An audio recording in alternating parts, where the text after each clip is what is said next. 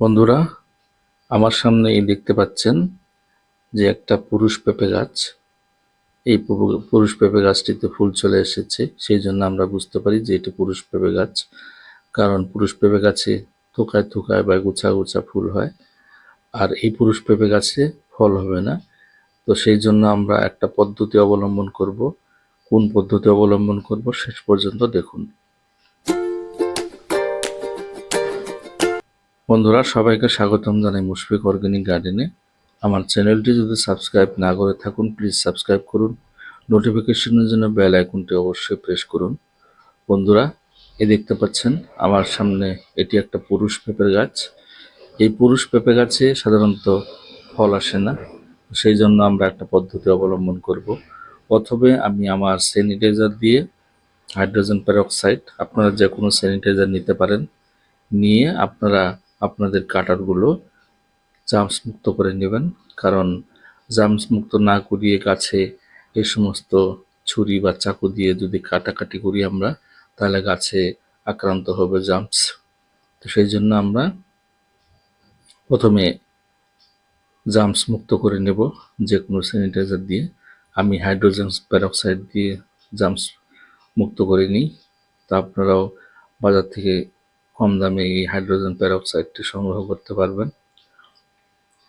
তো বন্ধুরা, আমার কাটারগুলো জার্মস মুক্ত হয়ে গেল বা স্যানিটাইজ করা হয়ে গেল। তো প্রথমে আমি আমার এই পেঁপে গাছের ডালপালাগুলো কেটে নিব।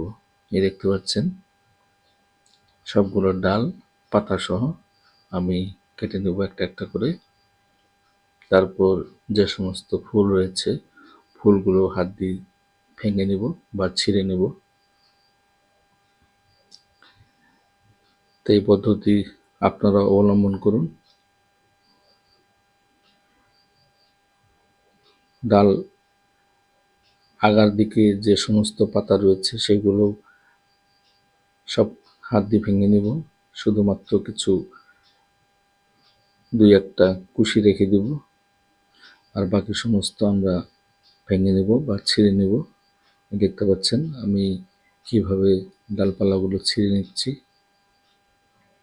এই আমার পেঁপের ফুল দেখতে পাচ্ছেন বন্ধুরা। এই উপরের অংশটিও আমি ছিঁড়ে নিলাম। এই ফুলগুলো ছিঁড়ে নিতেছি, এইভাবে আপনারাও ছিঁড়ে নেবেন।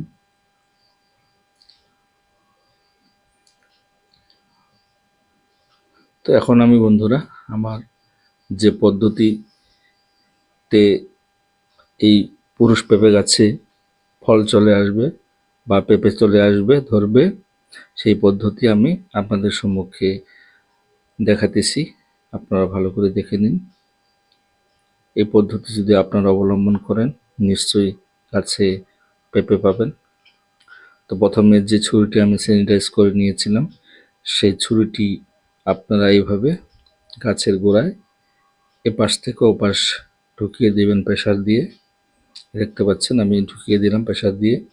ঢোকানোর পর দুই হাত দিয়ে চাপ দিয়ে নিচের দিকে চিরে নিচ্ছি। এইভাবে আপনারাও চিরে নেবেন। একবার চিরা হয়ে গেল, তারপর আমি আরেকবার আরেক সাইড থেকে আবার এইভাবে ঢুকিয়ে দিয়ে চিরে নিব। তো প্লাস চিহ্নের মতো হয়ে গেল। এবার ভালো করে এপাশ থেকে ওপাশ আবার চিরে নিলাম বন্ধুরা।